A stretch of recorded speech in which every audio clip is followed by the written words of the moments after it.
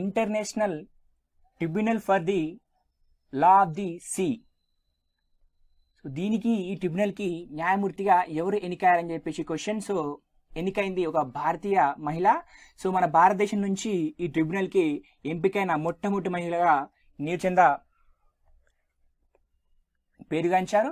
So ఈమె పదవీకాలం వచ్చేసి 9 సంవత్సరాలు అని చెప్పేసి గుర్తుంచుకోండి. సో ఈ international tribunal for the law of the sea ఇది ఏం చేసిందంటే ప్రపంచ జలవనరులు ఉంటాయి కదా, సో వాటి మధ్య వివాదాలు ఏర్పడితే ఇది పరిష్కరిస్తుందని చెప్పేసి గుర్తుంచుకోండి. సో దీనికి ప్రధాన న్యాయమూర్తిగా ఎవరు ఎన్నికయ్యారంటే నీరుచంద అని చెప్పేసి గుర్తుంచుకోండి. సో ఒక భారతీయ మహిళ international tribunal for the law of the sea, so దీనికి ఎన్నిక కావడం ఇదే తొలిసారి అని చెప్పేసి గుర్తుంచుకోండి. నెక్స్ట్ గ్లోబల్ ఇన్నోవేషన్ ఇండెక్స్లో భారత్ యొక్క ర్యాంకు ఎంత? సో భారత్ యొక్క ర్యాంక్ వచ్చేసి 60 అని చెప్పేసి గుర్తుంచుకోండి. సో మనం లాస్ట్ ఇయర్ 66 ఉంటుండే. సో మన ర్యాంకింగ్ అనేది మెరుగుపడింది గ్లోబల్ ఇన్నోవేషన్ ఇండెక్స్లో. సో ఈ జాబితాను ఎవరు రూపొందిస్తారంటే కార్నెల్ యూనివర్సిటీ ఇన్సీడ్ మరియు వరల్డ్ ఇంటలెక్చువల్ ప్రాపర్టీ ఆర్గనైజేషన్ అని చెప్పేసి గుర్తుంచుకోండి. సో ఎవరెవరు ఇస్తారంటే కార్నెల్ యూనివర్సిటీ ఇన్సీడ్ మరియు world intellectual property organization. So ఈ రెండు సంస్థలు కలిసి సంయుక్తంగా ఈ గ్లోబల్ ఇన్నోవేషన్ ఇండెక్స్ని రిలీజ్ చేస్తుందని చెప్పేసి గుర్తుంచుకోండి. సో దీంట్లో అగ్రస్థానం వచ్చేసి స్విట్జర్లాండ్ ఉంది, టాప్ 1లో ఉంది, టాప్ 2లో నెదర్లాండ్ ఉంది, టాప్ 3లో అమెరికా ఉంది, టాప్ 4లో యూకే ఉంది. సో చైనా మాత్రం 22nd ఉంది, శ్రీలంక మాత్రం 90 ర్యాంకింగ్లో ఉంది, నేపాల్ 109లో ఉంది, బంగ్లాదేశ్ 114 ర్యాంకింగ్లో ఉంది, పాకిస్తాన్ 113 ర్యాంకింగ్లో ఉందని చెప్పేసి గుర్తుంచుకోండి. సో స్విట్జర్లాండ్ వరుసగా 7వసారి అగ్రస్థానంలో ఉందని చెప్పేసి గుర్తుంచుకోండి. సో స్విట్జర్లాండ్ ఇలా అగ్రస్థానం రావడం దానికి 7వసారి అని చెప్పేసి గుర్తుంచుకోండి. సో మనకు మన ర్యాంకింగ్తో పాటు మన పొరుగులో ఉన్న దేశాల ర్యాంకింగ్ కూడా మనకి ఇంపార్టెంటే, వాటిని కూడా గుర్తుంచుకోండి. సో నెక్స్ట్ ఇంకేంటంటే సో ఏ సమస్యలు చేసిందో సంస్థ పేరు గుర్తుంచుకోండి. సో లాస్ట్ ఇయర్ మనం పెరిగినామా తగ్గినామా, సో లాస్ట్ ఇయర్ ర్యాంకింగ్ ఎంత, మనకి ఈ ఇయర్ ర్యాంకింగ్ ఎంత అని చెప్పేసి అడగడానికి ఆస్కారం ఉంది. సో ఇది విషయం కూడా గుర్తుంచుకోండి. నెక్స్ట్ కుష్మన్ అండ్ వేక్ఫీల్డ్ సంస్థ ఏ నివేదికను విడుదల చేసింది? ఆసియా పసిఫిక్ దేశాల వాణిజ్య సముదాయాల పెట్టుబడుల నివేదికను రిలీజ్ చేసింది కుష్మన్ అండ్ వేక్ఫీల్డ్ సంస్థ. సో ఈ సర్వేను ఏ పేరుతో రిలీజ్ చేసిందంటే betting on Asia Pacific next core cities 2017 అనే పేరుతో రిలీజ్ చేసింది. సో ఏ పేరు అంటే betting on Asia Pacific next core cities 2017 అనే పేరుతో రిలీజ్ చేసింది. సో దీంట్లో మన హైదరాబాద్ అగ్రస్థానంలో నిలిచిందని చెప్పేసి గుర్తుంచుకోండి. సో దేంట్లో మన అగ్రస్థానంలో నిలిచామంటే ఆసియా పసిఫిక్ దేశాల్లోని వాణిజ్య సముదాయాల పెట్టుబడుల నివేదికలో మనం టాప్లో నిలిచామని చెప్పేసి గుర్తుంచుకోండి. సో రెండో స్థానంలో బ్యాంకాక్ నిలిచింది, నగరం నిలిచింది. 3వ స్థానంలో మనీలా నగరం నిలిచింది.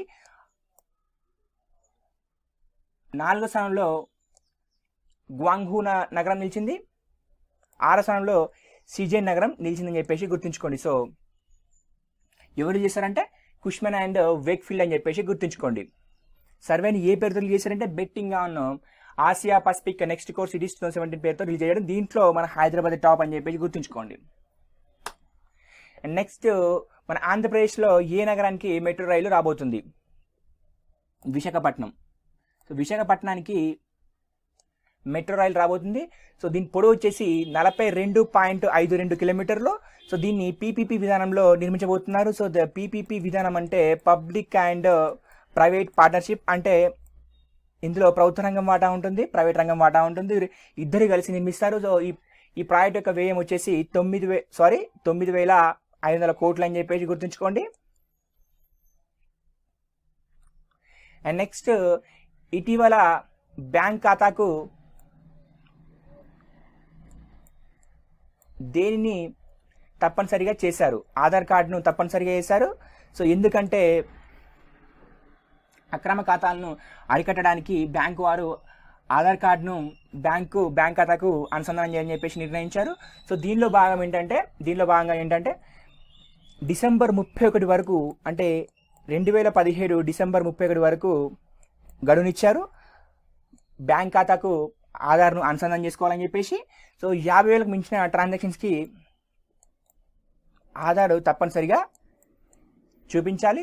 ఇక్కడ ఇంకొక విషయం ఏంటంటే ఎవరైతే కొత్తగా ఖాతా తీసుకుంటున్నారో సో వారికి 50,000కు మించిన ట్రాన్సాక్షన్స్కి ఆధార్ కార్డు చూపించాల్సిన అవసరం లేదు. ఎందుకంటే వాళ్ళు ఖాతాకు ముందుగానే ఖాతా చేసే ముందే వారు ఆధార్ కార్డు దానికి అనుసంధానం చేస్తారు కాబట్టి.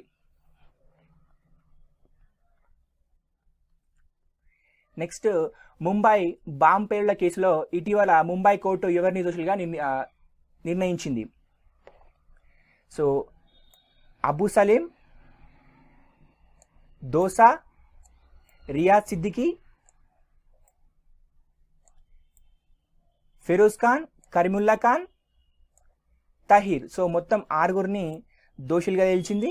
సో ఎందుకు వీళ్ళు బాంబుకు దారికి పాల్పడినారంటే సో ఏంటంటే బాబ్రీ మసీద్ కూల్చివేతకు ప్రతీకగా ముంబైలో బాంబు పేలుళ్లు చేశారు. సో ఎప్పుడు చేశారంటే 1993 మార్చి 12న చేశారు. సో ఈ పేలుల్లో ఏ పదార్థాలు వారంటే సైక్లోట్రైమిథలిన్ మరియు ట్రైనైట్రమన్. సో ఈ పదార్థాలు వాడారు. సో రెండో ప్రపంచ యుద్ధం తర్వాత ఈ పదార్థాలు వాడడం ఇదే తొలిసారి అని చెప్పుకోవచ్చు. సో ఈ పదార్థాల పేరు కూడా మనకి ఇంపార్టెంట్, ఎందుకంటే రెండో ప్రపంచ యుద్ధం తర్వాత వాడారు మన ముంబై పేరులో అని చెప్పి చెప్పుకోవచ్చు. సో పదార్థాల పేరు వచ్చేసి సైక్లోట్రైమిథలిన్ అండ్ ట్రైనైట్రమన్ అని చెప్పేసి గుర్తుంచుకోండి. అండ్ నెక్స్ట్ వాయు, జల, రోడ్డు. సో వీటిని అనుసంధానించి మెట్రో ప్రాజెక్టు ఏ రాష్ట్రంలో ఏర్పాటు చేశారు? సో కేరళలోని కొచ్చి నగరంలో ఏర్పాటు చేశారు. సో మొత్తం రైలు మార్గం పొడవు వచ్చేసి 25.6 కిలోమీటర్లు. సో దీంట్లో ఉద్యోగులు 60 మంది ట్రాన్స్జెండర్లు, 80% మంది మహిళలు అని చెప్పేసి గుర్తుంచుకోవచ్చు. సో ఇలా ఎందుకు ఇచ్చారంటే ఇక్కడ లింగ వివక్షతకు తావు లేకుండా ఉద్యోగ అవకాశాలు కల్పించారు. సో దేశంలో త్వరగా పూర్తయిన తొలి మెట్రో ప్రాజెక్టుగా మనం చెప్పుకోవచ్చు. సో ఎందుకంటే 40 నెలల్లోనే ఈ మెట్రో ప్రాజెక్టు పూర్తయింది. సో ఇంత తక్కువ వ్యవధిలో ఏ మెట్రో ప్రాజెక్టు పూర్తి కాలేదు. ఇక్కడ ఇంకొక విషయం ఏంటంటే వాయు, జల, రోడ్లను కలిపే మెట్రో ప్రాజెక్టు కూడా ఇదే అని చెప్పి చెప్పుకోవచ్చు. ఇదే దేశంలో తొలి మెట్రో ప్రాజెక్టు వాయు, జల, రోడ్లను కలుపుతుందని చెప్పి చెప్పుకోవచ్చు. సో దీన్ని తొలి విడతగా 13 కిలోమీటర్లు ప్రారంభిస్తారు. సో మొత్తం వచ్చేసి 25.6 కిలోమీటర్లు అని చెప్పుకోవచ్చు. సో దీన్ని మన ప్రధాని మోడీ గారు ప్రారంభించారు. నెక్స్ట్ తెలంగాణ మెడికల్ డివైస్ పార్క్ను ఎక్కడ ప్రారంభించినారు? సో తెలంగాణ మెడికల్ డివైస్ పార్క్ను ఎక్కడ ప్రారంభించనున్నారు? సో సుల్తాన్పూర్, మెదక్ జిల్లా. సో దీని యొక్క విశేషం ఏంటంటే ఇది దేశంలోనే తొలిసారిగా వైద్య పరికరాలు తయారు చేస్తుంది. సో మెడికల్ ఫీల్డ్కి సంబంధించి దాని యొక్క పెరిఫరల్స్ని మ్యానుఫ్యాక్చరింగ్ చేస్తుంది. సో వైద్య పరికరాలు తయారు చేస్తుందని చెప్పేసి గుర్తుంచుకోవచ్చు. సో ఇందులో భాగంగా తాత్కాలికంగా 13 కంపెనీలకు అనుమతి ఇచ్చింది. మొత్తం ఇది 250 ఎకరాల్లో ఏర్పాటు చేయబోతున్నారు అని చెప్పేసి గుర్తుంచుకోండి. సో ఎక్కడ అంటే సుల్తాన్పూర్, మెదక్ జిల్లా. ఇది దేశంలోనే తొలి మెడికల్ డివైస్ పార్క్ అని చెప్పేసి చెప్పుకోవచ్చు. నేల మీద, ఆకాశంలో నడిచే కారును ఏ దేశం తయారు చేసింది? స్లావేకియా. సో స్లావేకియా అనే దేశం నేల మీద మరియు ఆకాశంలో నడిచే కారును తయారు చేసింది. సో అక్కడ ఏ కంపెనీ పేరు కూడా మనకి ఇంపార్టెంట్. కంపెనీ పేరు వచ్చేసి ఏరో మొబిల్ అనే కంపెనీ తయారు చేసింది. సో దీన్ని ప్యారిస్ ఎయిర్ షోలో ప్రదర్శించారు. సో ఎక్కడ ప్రదర్శించారంటే ప్యారిస్ ఎయిర్ షోలో ప్రదర్శించారు. సో ఇది ఆకాశంలో 10,000 కిలోమీటర్ వరకు ఎగరగలుగుతుంది. ఆకాశంలో అయితే 10,000 కిలోమీటర్ వరకు 10,000 కిలోమీటర్ల ఎత్తు వరకు ఇది ఎగరగలుగుతుంది ఆకాశంలో. సో నేల మీద 700 కిలోమీటర్ వరకు ప్రయాణిస్తుంది. నేల మీద 700 కిలోమీటర్ వరకు ఇది ప్రయాణిస్తుంది. సో మనకు ఇది ఇంపార్టెంట్ అనమాట, చూసుకోండి ఒకసారి. అండ్ నెక్స్ట్ బ్రిటిష్ రాణి పురస్కారం సో బ్రిటిష్ రాణి పురస్కారం ఎవరికి లభించింది? సో అన్నాబేల్. సో అన్నాబేల్ ఎవరో గారు మన క్రికెటర్ సచిన్ గారు ఉన్నారు కదా, సో వారి అత్తమ్మ.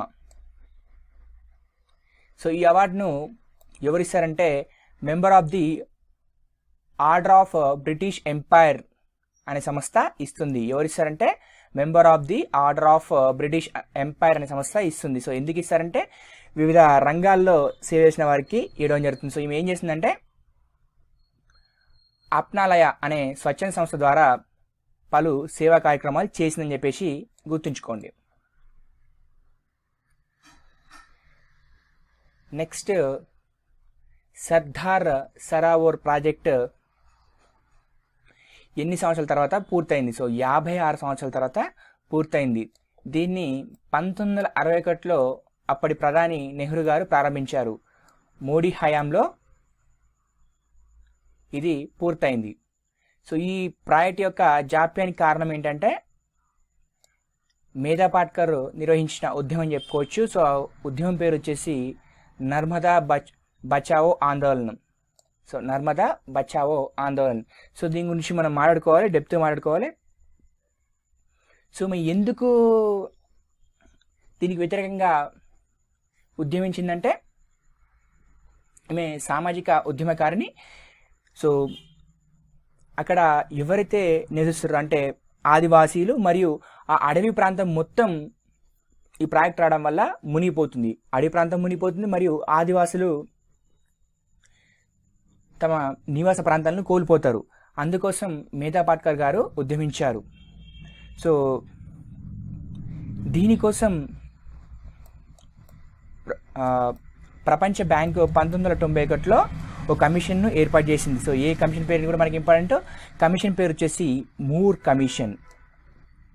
కమిషన్ పేరు వచ్చేసి మూర్ కమిషన్. ఎవరు ఏర్పాటు చేశారంటే ప్రపంచ బ్యాంకు ఏర్పాటు చేసింది. ఎందుకు ఏర్పాటు చేసింది అంటే ప్రపంచ బ్యాంకు దీనికి ఈ ప్రాజెక్ట్ కోసం అప్పు ఇవ్వడం జరిగింది. సో అందుకోసమే 1991లో మూర్ కమిషన్ను ఏర్పాటు చేసింది. ఎందుకు ఏర్పాటు చేసిందంటే సో ఇలా ఉద్యమాలు వస్తున్నాయి కదా, సో ఇది ఎంతవరకు రైట్ రాంగ్ అని తేల్చడం కోసం మూర్ కమిషన్ ఏర్పాటు చేశారు.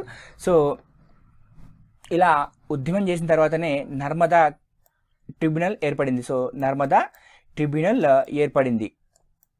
సో ఈ ట్రిబ్యునల్ ఏం చేస్తుందంటే నర్మదా నది ఏదైతే ఉంటుందో సో దాని ఏమైనా వివాదాలు ఉంటే పరిష్కరిస్తుంది. సో సర్దార్ సరోవర్ ప్రాజెక్టు ఏ నదిపై నిర్మిస్తున్నారంటే నర్మదా నదిపై నిర్మించారని చెప్పి చెప్పుకోవచ్చు. సో దాని యొక్క బ్యాక్గ్రౌండ్ హిస్టరీ ఇదన్నమాట. సో ఇది నర్మదా బచావో ఆందోళన 1989లో చేశారు. సో దీనికి ఉద్యమ నాయకురాలు వచ్చేసి మేధా పాట్కర్ అని చెప్పేసి గుర్తుంచుకోండి. ఇంకా చాలామంది పోరాడారు, వారి పేరు మనకి ఇంపార్టెంటే బాబా ఆప్టే.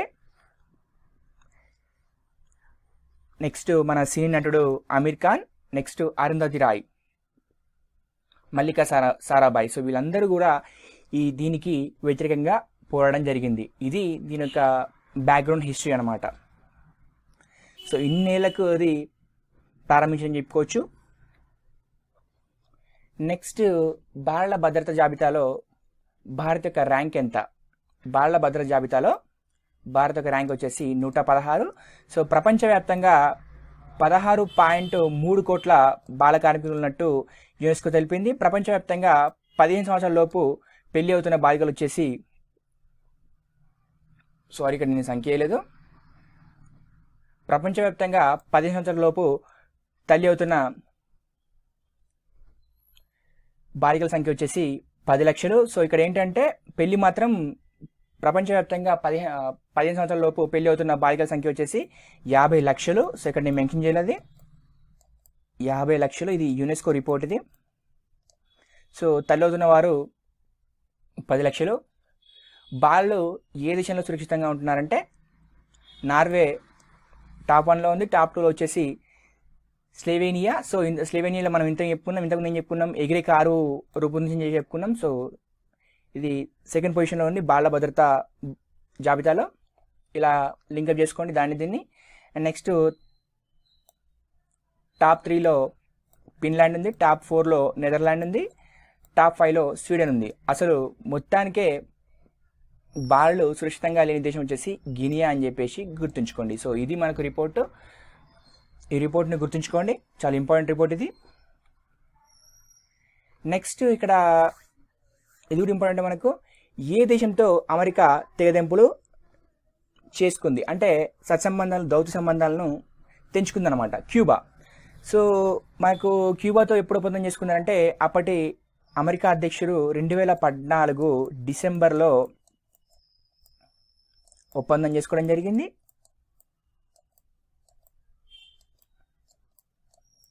సో అప్పటి అమెరికా అధ్యక్షుడు ఒబామా మరియు క్యూబా అధ్యక్షుడు రౌల్ కాస్ట్రో సో ఈ ఒప్పందాలు చేసుకున్నారన్నమాట, దౌత్య సంబంధాలు మెరుగుపరుచుకున్నారన్నమాట. సో ఆ ఒప్పందాన్ని ఇప్పుడు ట్రంప్ గారు రద్దు చేశారు. సో ఇక్కడ మనకు క్యూబా అనగానే ఏం గుర్తు రావాలంటే చెగువేరా. సో చెగువేరా అంటే ఒక విప్లవాది అని చెప్పేసి మనం చెప్పుకోవచ్చు.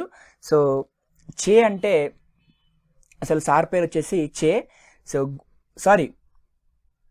సార్ పేరు వచ్చేసి గువేరా.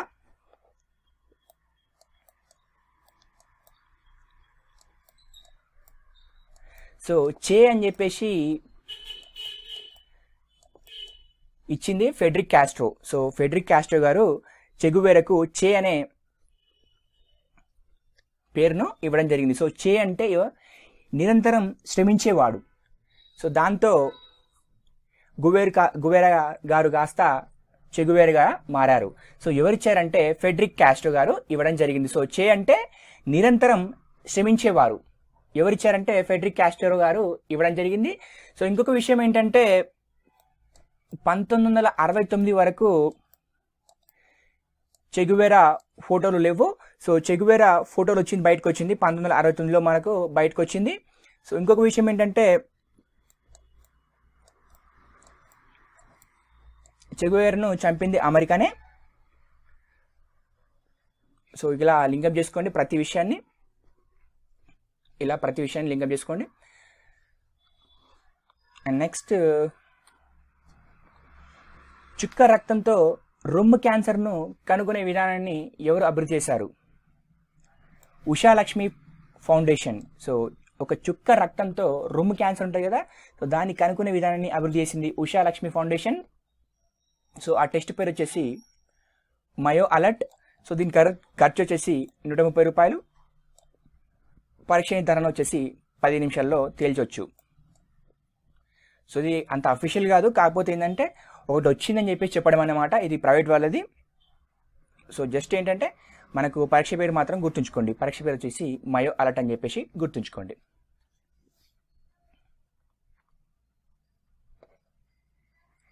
నెక్స్ట్, ఇది మనకు వెరీ వెరీ వెరీ అంటే చాలా ఇంపార్టెంట్.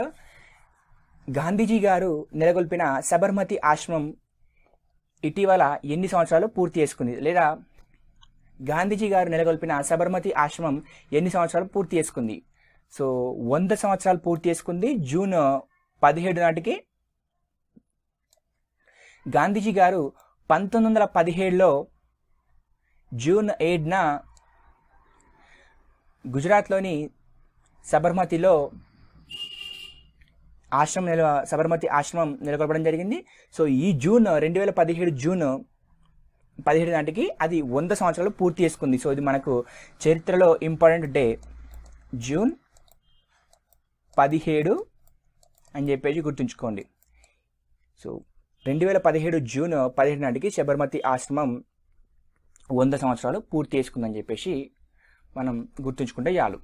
సో మనకు ఇది హిస్టరీలో చాలా ఇంపార్టెంట్, అడగడానికి చాలా అంటే చాలా ఆస్కారం ఉందన్నమాట ఎగ్జామ్ పాయింట్ ఆఫ్ వ్యూలో. నెక్స్ట్ ఇంకా చెప్పాలంటే రాష్ట్రపతి ప్రణబ్ ముఖర్జీ బెంగళూరులో ఏ మెట్రో రైలును ప్రారంభించారు? సో ఇక్కడ నేను రాయలేదు, ఏ మెట్రో రైలును ప్రారంభించారు?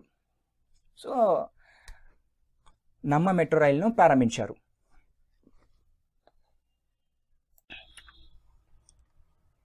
Indonesia open super series premier badminton tourney ఎవరు గెలుచుకున్నారు? కిందంబి శ్రీకాంత్. ఇది తన కెరియర్లో 3వ టైటిల్. ఫస్ట్ టైటిల్ వచ్చేసి 2014లో గెలుచుకున్నారు, అది China super series premier tourney.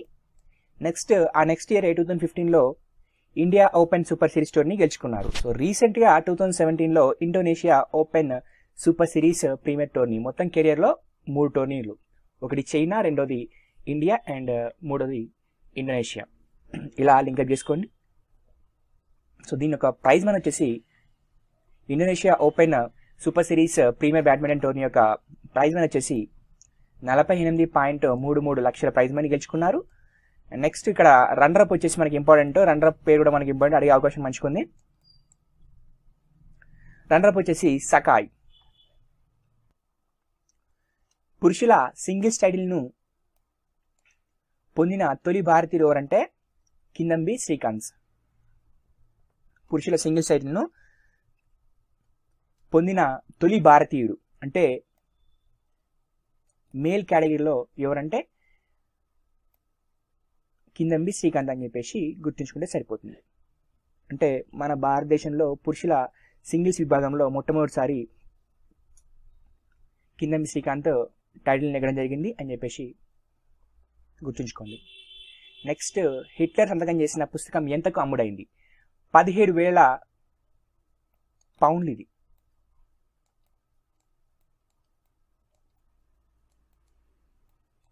17,000 పౌండ్లు. ఎక్కడ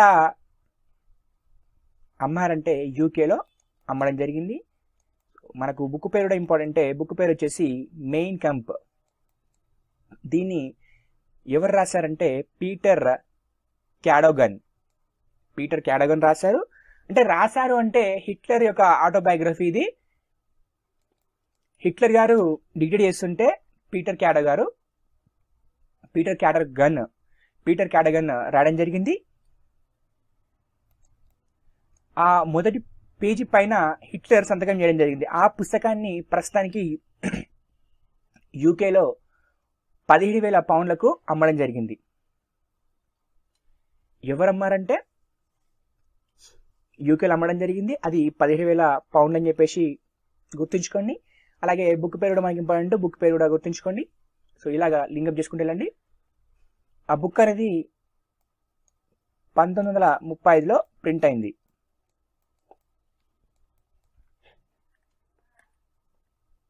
ఇక్కడ ఇంకో విషయం చెప్పాలంటే హిట్లర్ యొక్క సంతకం అనేది చాలా అరుదు. ఆ అరుదులో ఈ పుస్తకం పైన పెట్టడం జరిగింది. తన పుస్తకం పైన, తన ఆటోబయోగ్రఫీ పైన మొదటి పేజీ పైన పెట్టడం జరిగింది. ఆ పుస్తకం విలువ ఇప్పుడు వచ్చేసి $17,000 ఇప్పుడు $17,000 పౌండ్లకు ఇప్పుడు అమ్మడం జరిగింది. ఇది యూకేలో. నెక్స్ట్ స్పేస్ హోమ్ నిర్మిస్తున్న వారు ఎవరు? స్పేస్లో హోమ్స్ నిర్మిస్తున్న వారు ఎవరు? Elon Musk. ఇతను పేపాల్ తెలుసు కదా మనకు, ఆన్లైన్ మనీ ట్రాన్సాక్షన్ కోసం మనం వాడతాం కదా పేపాల్ వ్యవస్థాపకుడు ఎలన్ మాస్క్ అని చెప్పుకోవచ్చు.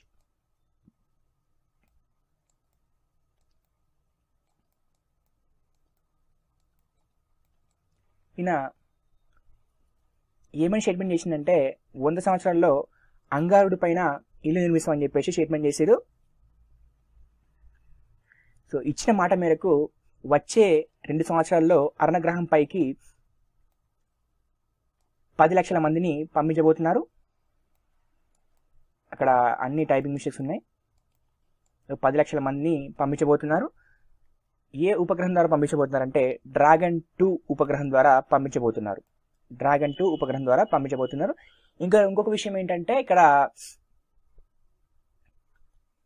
స్టీఫెన్ హాకింగ్ గారు ఏమని స్టేట్మెంట్ చేశారంటే వచ్చే 100 సంవత్సరాల్లో మనిషి భూమి పైన మనుగడ సాధించలేడని చెప్పేసి, అవి వాతావరణం కావచ్చు, ఇక్కడ ఉన్న ఆయుధాలు కావచ్చు, మన మనిషి మనుగడకు ఈ గ్రహం సహకరించలేదని చెప్పేసి స్టీఫెన్ హాకింగ్ గారు చెప్పడం జరిగింది. రీసెంట్గా హెలెన్ మాస్క్ గారు కూడా 2 సంవత్సరాల్లో అర్ణగ్రహం పైకి 10 లక్షల మందిని పంపించబోతున్నారు. అంటే ఒక కాలనీలు మొత్తం ఏర్పాటు చేయబోతున్నారు అర్ణగ్రహం పైన. నెక్స్ట్ రాష్ట్రపతి ఎన్నికలు ఎప్పుడు జరగబోతున్నాయి? జూలై 18. రాష్ట్రపతి ఎన్నికల్లో వాడే బ్యాలెట్ పేపర్ల రంగును ఎన్నికల సంఘం నిర్ణయించింది. ఏ రంగు అంటే ఎమ్మెల్యేలకు గులాబీ రంగు. నెక్స్ట్ ఎంపీలకు ఆకుపచ్చ రంగు. ఎంపీలకేమో ఆకుపచ్చ రంగు, ఎమ్మెల్యేలకు గులాబీ రంగు. సో వీటిని నిర్ణయించడం జరిగింది. ఎందుకంటే ఎమ్మెల్యే ఓటు విలువ, ఎంపీ ఓటు విలువ వేరు కాబట్టి ఇలా డిసైడ్ చేయడం జరిగింది. మీకు ఇంకా అదనంగా సమాచారం కావాలంటే నేను రాష్ట్రపతి గురించి ఒక టాపిక్ చేయడం జరిగింది. అందులో ఎమ్మెల్యే ఓటు విలువ ఎంత, ఎంపీ ఓటు విలువ ఎలా కౌంట్ చేస్తారు, అసలు ఎలా వస్తుందని చెప్పేసి నేను చేయడం జరిగింది ఆ వీడియోను. సో మీరు చూడండి, మీకు ఎండింగ్ అండర్స్టాండ్ ఇస్తాను, చూడండి, అందులో చూడండి మీరు. ఇంకా మీకు అడిషనల్ ఇన్ఫర్మేషన్ కావాలంటే జస్ట్ ఇప్పుడు మాత్రం ఏం గుర్తుంచుకోండి అంటే ఎమ్మెల్యేలకు గులాబీ రంగు, ఎంపీలకు ఆకుపచ్చ రంగు. రాష్ట్రపతి ఎన్నికల్లో బ్యాడ్ పేపర్ల రంగును నిర్ణయించడం జరిగింది. అది ఎంపీలు అయితే ఆకుపచ్చ, ఎమ్మెల్యే అయితే గులాబీ రంగు అని చెప్పేసి గుర్తుంచుకుంటే చాలు. నెక్స్ట్ ఇది ఎకనామిక్ పాయింట్ ఆఫ్ వ్యూలో మనకు చాలా ఇంపార్టెంట్. ఇంకా పర్టికులర్గా చెప్పానంటే మనకు ఎకనామీలో వ్యవసాయం అని చెప్పేసి ఒక టాపిక్ వస్తుంది ఇండియన్ ఎకనామీలో. అందులో ఈ చెప్పబోయే మ్యాటర్ అంతా పోస్ట్ చేసుకోండి, లేకపోతే ఈ స్లైడ్ని స్క్రీన్ షాట్ చేసి నోట్బుక్లో అప్డేట్ చేసుకోండి. భారత సుగంధాల ద్రవ్య మండలి మరియు శుద్ధి చేసిన ఆహారోత్పత్తుల మండలి ఏ నివేదికను విడుదల చేసింది? అటు భారత సుగంధాల ద్రవ్య మండలి మరియు శుద్ధి చేసిన ఆహారోత్పత్తుల మండలి రెండు సంయుక్తంగా ఏ నివేదికను విడుదల చేశాయని చెప్పేసి క్వశ్చన్. ఏ నివేదికను విడుదల చేశాయంటే వ్యవసాయ ఉత్పత్తులు మరియు సుగంధ ద్రవ్యాల ఎగుమతులు గురించి ఒక నివేదికను సమర్పించడం జరిగింది. మనకు ఈ రిపోర్ట్లో ప్రతి అంశం మనకి ఇంపార్టెంటే, చూద్దాం ఒకసారి. అంటే లాస్ట్ ఇయర్ మనకి ఎంత వచ్చిందంటే మొత్తం ఈ వ్యవసాయ ఉత్పత్తుల ఎగుమతిలో మనకు సమకూరిన ఆదాయం వచ్చేసి 1.26 కోట్లు. మన దేశం నుంచి బియ్యం, వేరుశనగలు, పండ్లు, మాంసాహారం వంటి ఉత్పత్తులు ఎక్కువగా ఎగుమతి చేస్తున్నాం. ఏమి ఎక్కువగా ఎగుమతి చేస్తున్నామంటే బియ్యం, వేరుశనగలు, పండ్లు, మాంసాహారం చెప్పేసి గుర్తుంచుకోండి. అన్నిటికంటే మనం ఎక్కువగా ఏం ఎగుమతి చేస్తున్నామంటే బియ్యం. దాదాపు దీని ద్వారా మనకు సమకూరే ఆదాయం ఏంటంటే 38,749 కోట్లు. బియ్యం భారతదేశ ఎగుమతుల్లో దాదాపు 41% మేర మనం ఏ దేశాలకు ఎగుమతి చేస్తున్నామంటే బియ్యాన్ని Benin, Nepal, Senegal, Guinea, UAE, United Arab Emirates, వీటికి దాదాపు 41% మేర మనం బియ్యాన్ని సరఫరా చేస్తున్నాం. దాదాపు ఎన్ని క్వింటాలు అంటే 27.97 లక్షల టన్నులు అని చెప్పేసి గుర్తుంచుకోండి. ప్రతిదీ మనకి ఇంపార్టెంటే. ఎక్కువ మనం ఏ దేశాలకు ఎగుమతి చేస్తున్నాం అంటే బియ్యాన్ని Benin, Nepal, Senegal, Guinea, UAE.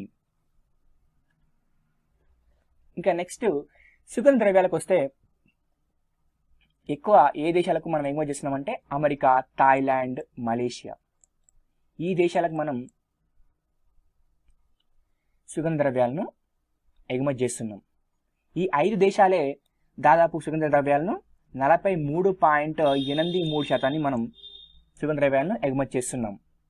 ఇంకా కూరగాయల విషయానికి వస్తే కూరగాయలు, పండ్లు, ఉల్లిపాయలు వీటిని మన దేశం నుంచి కొనుగోలు చేసిన దేశాలు వచ్చేసి అమెరికా, నెదర్లాండ్, బ్రిటన్. ఫస్ట్లో వచ్చేసి అమెరికా ఉంది, టాప్ 2లో వచ్చేసి నెదర్లాండ్ ఉంది, టాప్ 3లో వచ్చేసి బ్రిటన్ ఉంది. ఇంకా చెప్పుకోవాలంటే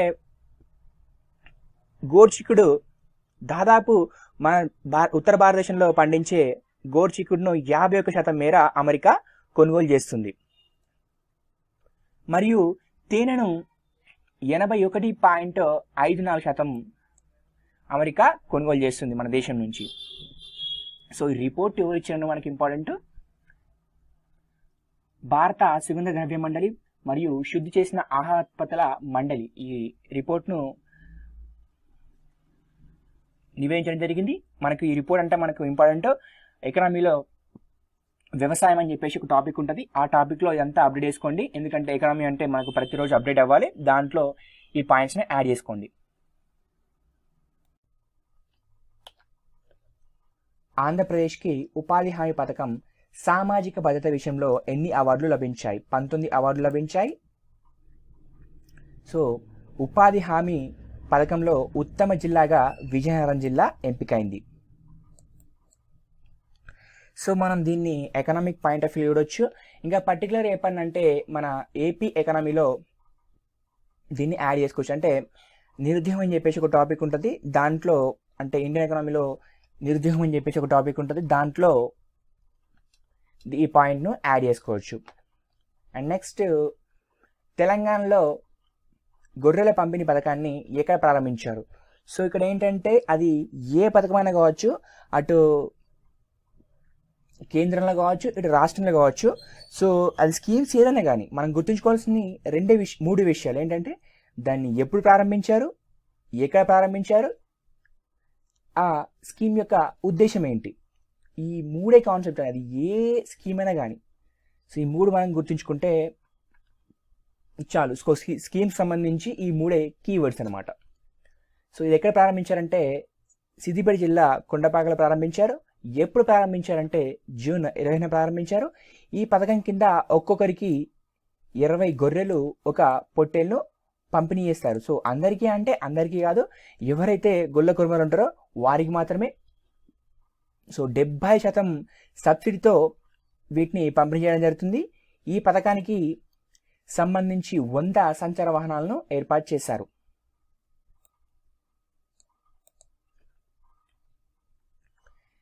నెక్స్ట్ ఇక్కడ టైపింగ్ మిస్టేక్. ఎన్డీఏ రాష్ట్రపతి అభ్యర్థి ఎవరు? సో ఎన్డీఏ రాష్ట్రపతి అభ్యర్థి వచ్చేసి రామ్నాథ్ కోవింద్. సో ఇతను ప్రస్తుతానికి బీహార్ గవర్నర్గా ఉన్నారు. ఇతనిది ఉత్తరప్రదేశ్. ఇక్కడ ఉత్తరప్రదేశ్ అంటే మనకు గుర్తొచ్చింది ఏంటంటే ఉత్తరప్రదేశ్ నుంచి అత్యధికంగా రాష్ట్రపతులు ఉన్నారు. సో ఇప్పటివరకు చరిత్రలో మనం చూస్తే అత్యధికంగా ఉత్తరప్రదేశ్ నుంచి రాష్ట్రపతిగా ఉన్నవారే చాలామంది ఉన్నారని చెప్పుకోవచ్చు. సో అత్యధికంగా రాష్ట్రపతులు అందించిన రాష్ట్రం వచ్చేసి ఉత్తరప్రదేశ్ అని చెప్పేసి మనం చెప్పుకోవచ్చు. ఇక్కడ ఇంకో విషయం ఏంటంటే ఇతను బీహార్ గవర్నర్ పదవికి రాజీనామా చేసి బీజేపీ అభ్యర్థిగా రాష్ట్రపతికి పోటీ పడుతున్నారు. సో ఈ పదవి అనేది బీహార్ గవర్నర్ పదవి అని ఇప్పుడు ఖాళీ అయిపోయింది. సో ఈ పదవికి గవర్నర్గా ఎవరు చేస్తున్నారంటే కేసరినాథ్ త్రిపాఠి.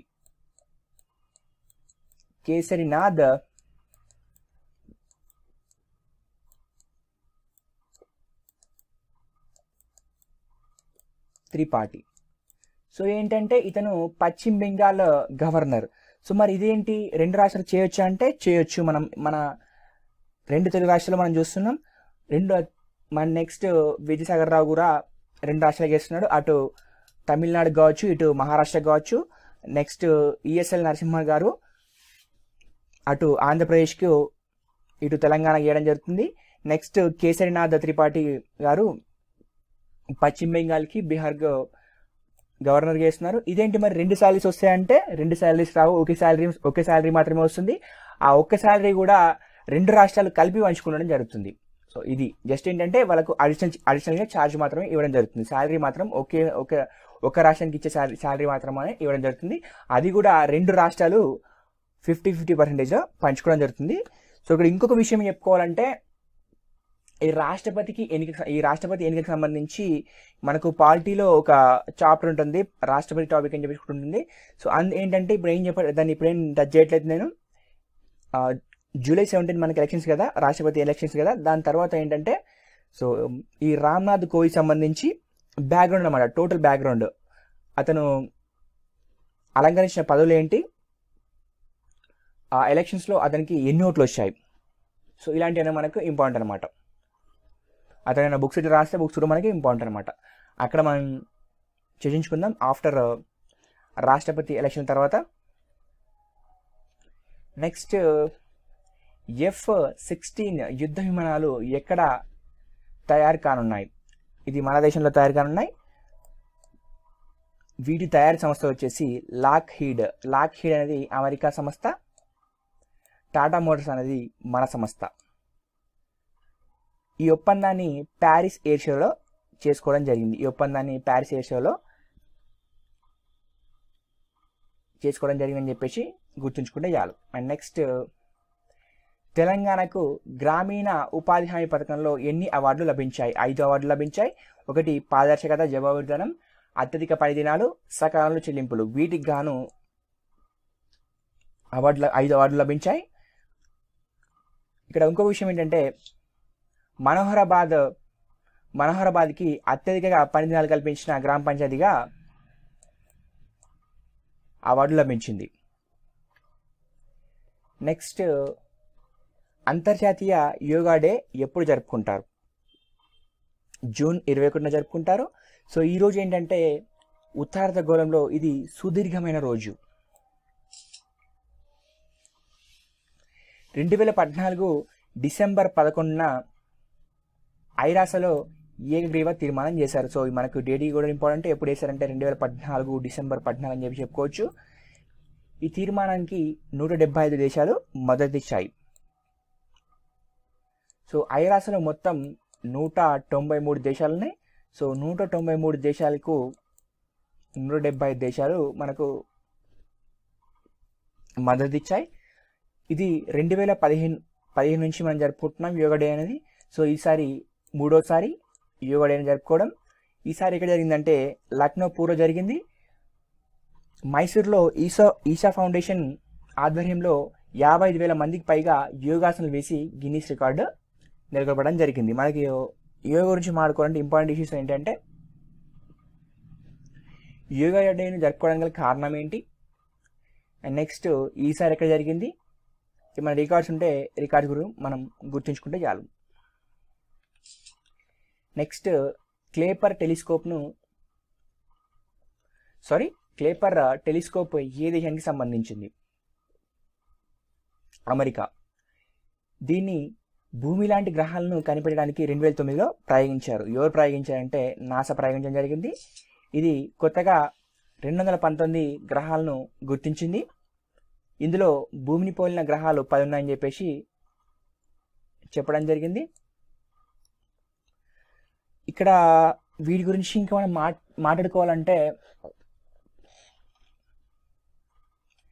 రీసెంట్గా ఎలన్ మాస్క్ గారు ఏం చెప్పారంటే ఆయన పేపాల్ వ్యవస్థాపకుడు. ఈయన 2019లో అంటే రాబోయే 2 సంవత్సరాల్లో డ్రాగన్ 2 అనే రాకెట్ ద్వారా 10 లక్షల మందిని అర్ణగ్రహంలోకి పంపడం జరుగుతుంది. అక్కడ కాలనీ నిర్మిస్తుందని చెప్పేసి రీసెంట్గా అనౌన్స్మెంట్ చేశారు.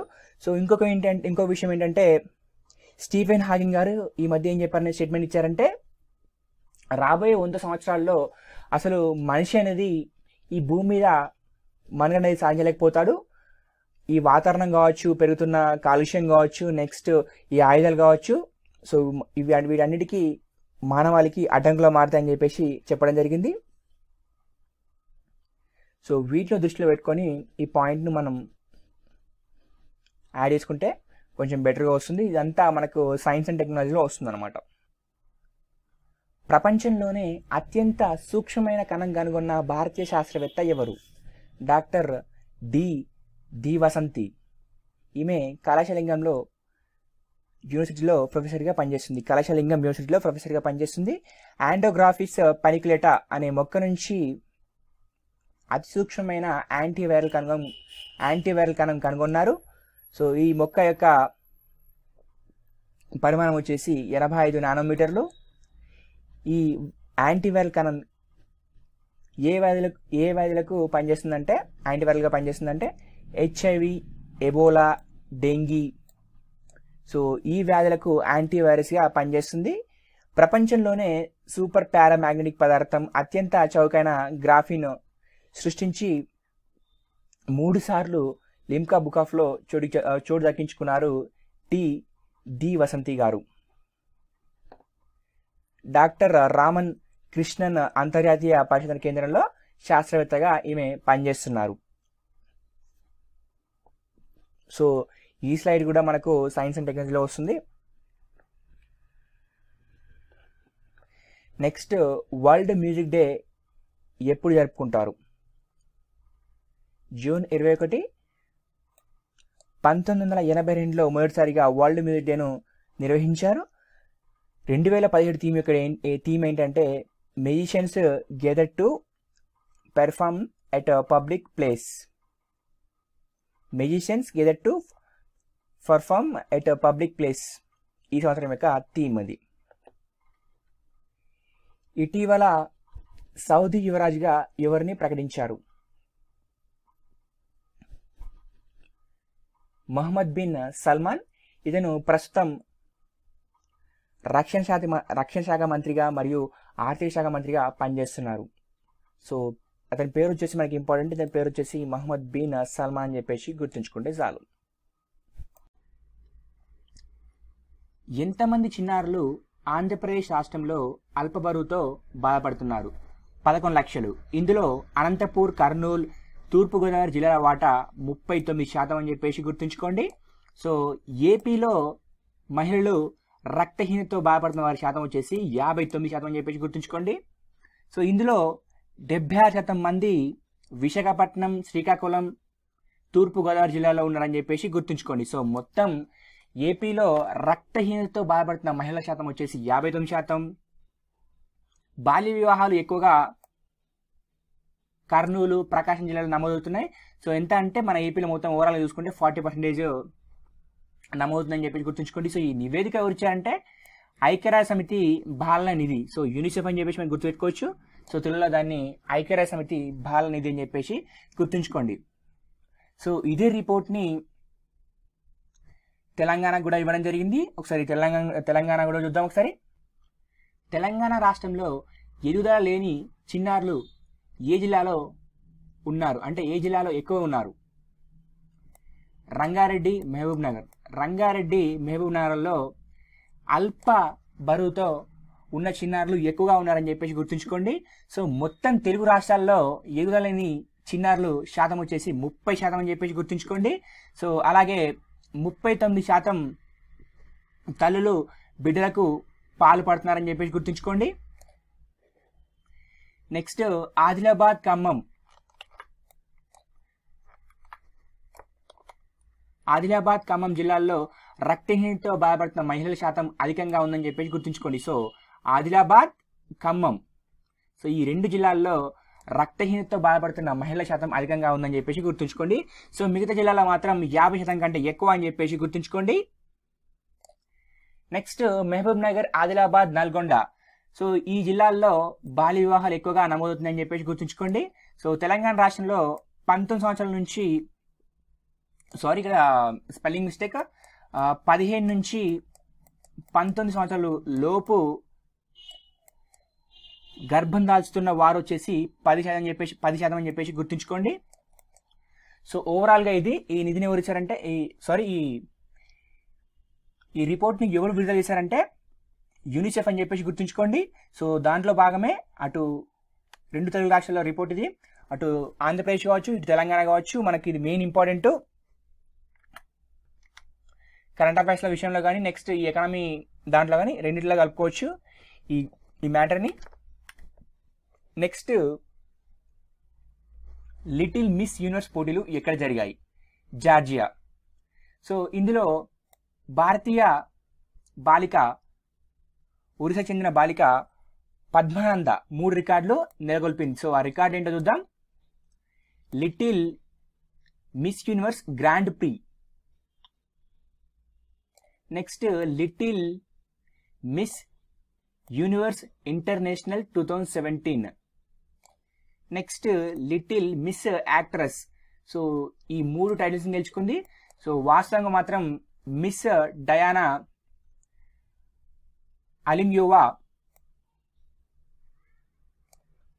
లిటిల్ మిస్ యూనివర్స్ టైటిల్ మాత్రం గెలుచుకుంది. సో ఈమెది కజకిస్తాన్ అని చెప్పేసి గుర్తుంచుకోండి. యాక్చువల్గా గెలిచింది మాత్రం డయానా అలిమ్యోవా. సో ఈమెది కజకిస్తాన్. సో ఇందులో మన భారతీయ బాలిక, ఒరిస్సాకు చెందిన బాలిక 3 రికార్డులు నెలకొల్పింది. అంటే 3 టైటిల్స్ను గెలుచుకుంది. ఏంటంటే little Miss Universe Grand pre only grand pre ఇక్కడ మెన్షన్ చేయడం జరిగింది, గ్రాండ్ ప్రీ మాత్రమే.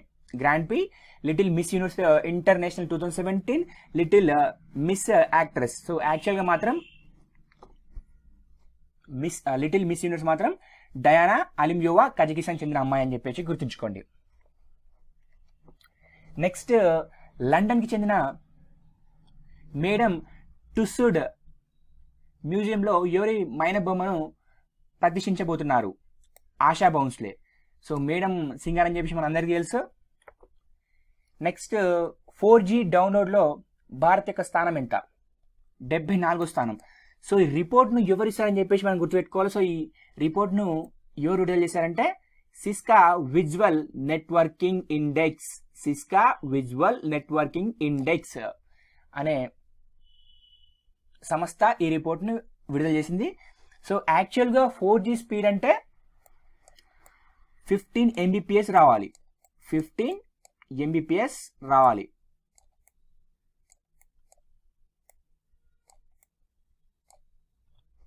కానీ మన భారత్లో మాత్రం 5 Mbps మాత్రమే పరిమితమైంది. సో 15 Mbps అంటే మెగాబైట్ పర్ సెకండ్. సో ఒక సెకండ్కి 15 మెగాబైట్ల డేటా అనేది వస్తుందన్నమాట.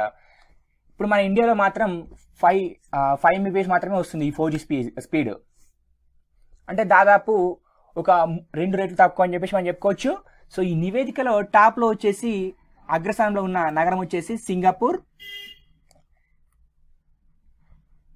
సో మన స్థానం వచ్చేసి 74. సో 2016లో భారత్లో ఇంటర్నెట్ వినియోగదారుల సంఖ్య వచ్చేసి 37.3 కోట్లు.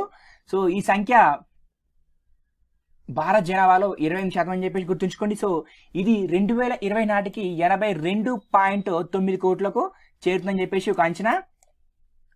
సో ఇక్కడ మనకి ఏంటంటే ఈ 4G డౌన్లోడ్లో మన స్థానం ఎంత అని చెప్పి గుర్తుంచుకోండి. ఏ సంస్థ విడుదల చేసింది, అందులో మన ర్యాంకింగ్ ఎంత, ఏది టాప్లో ఉంది. సో ఇలాంటివని చెప్పేసి గుర్తుంచుకోవాలి. ఇది మనకు మెయిన్. ఇంకో విషయం చెప్పానంటే ఒక రిపోర్ట్ను విడుదల చేసారంటే ఆ సంస్థ పేరు, టాప్లో ఏది ఉంది, లీస్ట్లో ఏది ఉంది, అందులో మన ర్యాంకింగ్ ఎంత. సో మెయిన్గా ఇవే చూసుకుంటుండాలి. అది ఏ రిపోర్ట్ అనే కావచ్చు. సో రిపోర్ట్లని మనకు ఎందులో పనికి వస్తాయంటే సో మనకు ఎకనామిక్ పాయింట్ ఆఫ్ వ్యూలో మనకి ఇది బాగా మనకు వస్తుంది. ఇంట్రెస్ట్ సబ్వెన్షన్ స్కీమ్ యొక్క ఉద్దేశం ఏంటి? ఇంట్రెస్ట్ సబ్వెన్షన్ యొక్క స్కీమ్ యొక్క ఉద్దేశం ఏంటి? సో రైతులకు 4% వడ్డీతో రుణాలు ఇవ్వడం. అది స్వల్పకాలానికి 4% వడ్డీతో రుణాలు ఇవ్వడం. సో అంటే అది 1 సంవత్సర కాలానికి అనమాట. అది 3 లక్షల మాత్రమే, 3 లక్షల లోపు మాత్రమే. సో దీనికోసం కేంద్రం 20,339 కోట్లు రిలీజ్ చేసిందని చెప్పేసి గుర్తుంచుకోండి. సో ఏం లేదు, ఇంట్రెస్ట్ సబ్వెన్షన్ స్కీమ్ అంటే ఏం లేదు, రైతులకు 1 సంవత్సర కాలానికి 3 లక్షల లోపు రుణాలు ఇవ్వడం. అది 4% వడ్డీతో. సో ఎలా అంటే మనకు 3 లక్షలు తీసుకున్నాను అనుకోండి ఒక అభ్యర్థి. సో ఒక రైతు 3 లక్షలు తీసుకున్నాడని చెప్పేసి గుర్తుంచుకోండి. సో 3 లక్షలు అంటే మనకు 4% ఎంత అవుతుంది? 4% అంటే దాదాపు ఇంచుమించు మనకు 3 ఇంటూ, సో ఇందులో 1% మనకి ఎంత? 1% 3,000 అవుతుంది. 3,000 ఇంటూ 4, 3 ఇంటూ 4, 3 4 12. సో సంవత్సర కాలానికి అతనికి 12,000 వడ్డీ అనేది బ్యాంకుకు చెల్లించాలి. అంటే ఈ మొత్తం అప్పులో. సో ఇది బాగుంది కదా స్కీమ్, చెప్పండి, రైతులకు ఉపయోగపడుతుంది. నెక్స్ట్ జస్ట్ నేను ఉదాహరణ మాత్రం చెప్పిన అలా. Next Indonesia open super series premier badminton 2017 ఎక్కడ జరిగింది? సారీ, ఇది జరిగింది కాదు, జరుగుతుంది, ఇంకా కూడా జరుగుతుంది. జకర్తాలో జరుగుతుంది. మనకు జకర్తా అని చెప్తే మనకు ఒకటి గుర్తు రావాలి. సో 2016 ఒలింపిక్స్లో 2 మెడల్స్ వచ్చాయి. అది మీ అందరికి తెలుసు, హుసేన్ బోల్ట్ అని చెప్పేసి 100 మీటర్ల విభాగంలో హుసేన్ బోల్ట్ అని వచ్చింది. నెక్స్ట్ ఒక ఉమెన్ కూడా వచ్చింది, ఆ ఉమెన్ పేరు కూడా నాకు ఐడియా లేదు. ఇద్దరికి గోల్డ్ మెడల్స్ వచ్చాయి. సో మనకు ఆ విధంగా టచ్ అప్ చేసుకోండి, కరెంట్ అఫైర్స్ని లింక్ చేసుకోండి ఆ విధంగా. సో ఇందులో ఏంటంటే క్వార్టర్స్లోకి ప్రణయ్ వెళ్ళాడు. సో ఇక్కడ విషయం ఏంటంటే మనం క్వార్టర్స్లోకి వెళ్ళినాక మనం ఇక్కడ ఎందుకు చర్చించుకుంటామంటే, సో ఇందులో బ్యాడ్మింటన్లో ప్రపంచ నంబర్ 1 ఆటగాడు లీ చాంగ్ని ఓడించారు. ఎవరు ఓడించారంటే క్వార్టర్స్లో ఇది క్వార్టర్స్ మాత్రమే. ఈ క్వార్టర్ మ్యాచ్లో ఎవరు ఓడించారంటే మన భారతదేశం చెందిన బ్యాడ్మింటన్ ప్రణయ్ అని చెప్పేసి గుర్తుంచుకోండి. సో ఓడిపోయింది మాత్రం ప్రపంచ నంబర్ 1 ఆటగాడు లీ చాంగ్ అని చెప్పేసి గుర్తుంచుకోండి. సో లీ చాంగ్ది మలేషియా. సో ఇక్కడ ఇంకా అవుతుంది, సిరీస్ అనేది అవుతుంది. సో ఇది క్వార్టర్స్లోకి మాత్రమే ఈ ప్రణయ్ వెళ్ళిండు. కాకపోతే ఎందుకు చెప్పడం జరిగిందంటే లీ చాంగ్ని ఓడించని చెప్పేసి చెప్పడం జరుగుతుంది అంతే. నెక్స్ట్ ఆంధ్రప్రదేశ్లో మెగా లెదర్ పార్క్ ఎక్కడ ఏర్పాటు చేయబోతున్నారు? సో ఇది నెల్లూరు జిల్లా కొత్తపట్నంలో ఏర్పాటు చేయబోతున్నారు. సో ఏ పేరుతో ఏర్పాటు చేయబోతున్నారంటే కృష్ణపట్నం ఇంటర్నేషనల్ లెదర్ కాంప్లెక్స్ అనే పేరుతో ఏర్పాటు చేయబోతున్నారు. కృష్ణపట్నం ఇంటర్నేషనల్ లెదర్ కాంప్లెక్స్ అనే పేరుతో ఏర్పాటు చేయబోతున్నారు. సో దీన్ని 532 ఎకరాల్లో ఏర్పాటు చేయబోతున్నారు. ఇంత భారీ స్థాయిలో ఒక పెద్ద లెదర్ పార్క్ను ఏర్పాటు చేయడం భారతదేశంలో ఇదే తొలిసారి అని చెప్పేసి గుర్తుంచుకోండి. నెక్స్ట్ ఐక్యరాజ్య సమితి బాలల నిధి నివేదికలో ఏ దేశాలు పేదవాళ్ళు అధికంగా ఉన్నారు? ఐక్యరాజ్య సమితి బాలల నిధి నివేదికలో ఏ దేశాల్లో పేదవాళ్ళు అధికంగా ఉన్నారు? సో ఏ దేశాల్లో బాలలు ఉన్నారంటే బ్రిటన్ మరియు అమెరికాలో పేదవాళ్ళు ఉన్నారు అధికంగా. బ్రిటన్ మరియు అమెరికా ఈ దేశాల్లో పేదరికంలో ఉన్న బాలలు శాతం వచ్చేసి 20% అని చెప్పేసి గుర్తుంచుకోండి. సో బాల సంక్షేమ సూచిని ఐక్యరాజ్య సమితి బాలల నిధి విడుదల చేసిందని చెప్పేసి గుర్తుంచుకోండి. ఇందులో అగ్రస్థానంలో ఉన్న బాలల సంక్షేమంలో అగ్రస్థానంలో ఉన్న దేశాలు వచ్చేసి Germany, Denmark, Iceland, Norway, Sweden. అంటే ఈ బాలల సంక్షేమం ఉంది కదా, సో వారి సంక్షేమంలో టాప్లో ఉన్న దేశాలు వచ్చేసి ఫస్ట్ వచ్చేసి జర్మనీ, సెకండ్ వచ్చేసి డెన్మార్క్, థర్డ్ వచ్చేసి ఐస్లాండ్, ఫోర్త్ వచ్చేసి నార్వే, ఫిఫ్త్ వచ్చేసి స్వీడన్ అని చెప్పేసి గుర్తుంచుకోండి. సో చివరి స్థానాల్లో రుమేనియా, బల్గేరియా, చిలీ అని చెప్పేసి గుర్తుంచుకోండి. సో ఈ దేశాలు ఉన్నాయి. సో అమెరికా మాత్రం 37 స్థానంతో సరిపెట్టుకుంది. సో 15 నుంచి 19 సంవత్సరాలు ఉన్న బాలలు న్యూజిలాండ్లో ఎక్కువగా ఆత్మహత్య చేసుకుంటారని చెప్పేసి ఈ సర్వే మనకు పేర్కొనడం జరిగింది. సో ఈ సర్వేని ఎవరు విడుదల చేసిర్రు? ఇందులో టాప్లో ఉన్నాయి, లీస్ట్లో ఉన్నాయి. సో మనం చూసుకుంటే చాలు. సో టాప్లో వచ్చేసి బాల సంక్షేమం దృష్ట్యా టాప్లో వచ్చేసి జర్మనీ ఉంది, లీస్ట్లో వచ్చేసి చిలీ అని చెప్పేసి గుర్తుంచుకోండి. సో ఇది మనకు important. Next Man Booker award ఎవరికి లభించింది? David Grossman. సో డేవిడ్ గ్రాస్మన్కి మ్యాన్ బుక్కర్ అవార్డు లభించింది. సో ఏ నవలకు గాను లభించిందంటే a horse walk into bar అనే నవలకు లభించింది. A horse walk into bar అనే నవలకు లభించింది. సో ఈయనది ఇజ్రాయల్ అని చెప్పేసి గుర్తుంచుకోండి. నెక్స్ట్ ఇటీవల మరణించిన సుప్రీంకోర్టు న్యాయమూర్తి ఎవరు? జస్టిస్ ప్రఫుల్ల చంద్ర నట్వర్ లాల్ భగవతి. సో ఈయన ప్రజా వాయిద్య దాఖలు పిల్, సో ఈ విధానాన్ని ప్రవేశపెట్టారు. సో ఈ పిల్కి అధ్యక్షుడిగా ఉన్నారు. 1985 నుంచి 86 వరకు 17వ సుప్రీంకోర్టు ప్రధాన న్యాయమూర్తిగా పనిచేశారని చెప్పేసి గుర్తుంచుకోండి. సో ఇక్కడ ఇంకొక విషయం ఏంటంటే ఇక్కడ మేనకా గాంధీ కేసు యొక్క తీర్పునిచ్చింది సారే. అండ్ నెక్స్ట్ ఖైదీలకు కూడా ప్రాథమిక హక్కు ఉంటుందని చెప్పేసి తీర్పునిచ్చింది కూడా ఈసారే.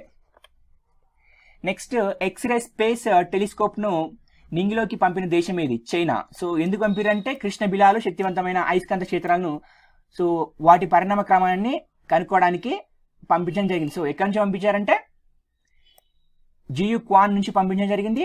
సో ఏ రాకెట్ ద్వారా పంపించారంటే లాంచ్ మార్చ్ 4B ద్వారా దీన్ని పంపించారు. సో ఇది 550 మీటర్ల ఎత్తులో నింగికి ఎగిరిందని చెప్పేసి గుర్తుంచుకోండి. సో అమెరికా ఏ దేశానికి యుద్ధ విమానాలను విక్రయించింది? ఖతార్. సో ఆ విమానం పేరు కూడా మనకి ఇంపార్టెంటే, ఆ యుద్ధ విమానం పేరు కూడా మనకి ఇంపార్టెంటే, F-15 యుద్ధ విమానాలను విక్రయించింది ఖతార్కి అమెరికా. సో ఎంతకంటే $12 మిలియన్ అని చెప్పేసి గుర్తుంచుకోండి.